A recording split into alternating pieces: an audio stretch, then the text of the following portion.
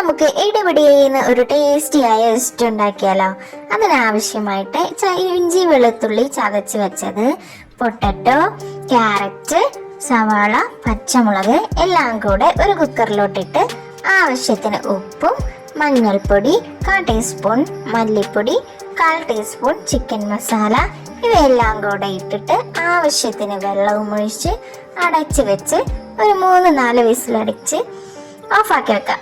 ശേഷം എയറെല്ലാം പോയി ഒന്ന് മിക്സ് ചെയ്ത് കയ്യിൽ വെച്ച് ഇതുപോലെ ഉടച്ചെടുത്തെടുക്കണം. പിന്നീട് നമുക്ക് ഇതിലോട്ട് കുറച്ച് തേങ്ങാപ്പാലും കൂടെ ഒഴിച്ചിട്ട് നന്നായി മിക്സ് ചെയ്ത് കൊടുക്കണം. ഈ സമയം ഉപ്പ് കറക്റ്റ് ആണോ എന്നും കൂടെ നോക്കണം. പിന്നീട് ഇതുപോലെ ഒന്ന് തിള വരുമ്പോൾ നമുക്ക് ഫ്ലെയിം ഓഫ് ആക്കാവുന്നതാണ്. അതിലോട്ട് കുറച്ച് മല്ലിയിലയും ഒരു 1/4 ടീസ്പൂൺ നെയ്യും കൂടെ ഒഴിച്ച് നന്നായി മിക്സ് ചെയ്ത ഒരു പ്രത്യേക ഫ്ലേവർ വരുന്നതാണ് കേട്ടോ. അത് മാറ്റി വെച്ച ശേഷം ഒരു ചട്ടി എടുത്തിട്ട് അതിലേക്ക് വെളിച്ചെണ്ണ ഒഴിച്ച് എണ്ണ ചൂടാവുമ്പോൾ അതിലോട്ട് കടുകിടണം. കടുക് പൊട്ടി വരുമ്പോൾ അതിലോട്ട് ഉണക്കമുളകും കറിവേപ്പിലയും ഇട്ട് നന്നായി മൂപ്പിച്ചെടുത്ത് അത് ഈ കറിയിലോട്ട് ഒഴിക്കണം. അപ്പൊ നമ്മുടെ ഇവിടെ ടേസ്റ്റിയായ ഇസ്റ്റ് ഇവിടെ റെഡിയായി.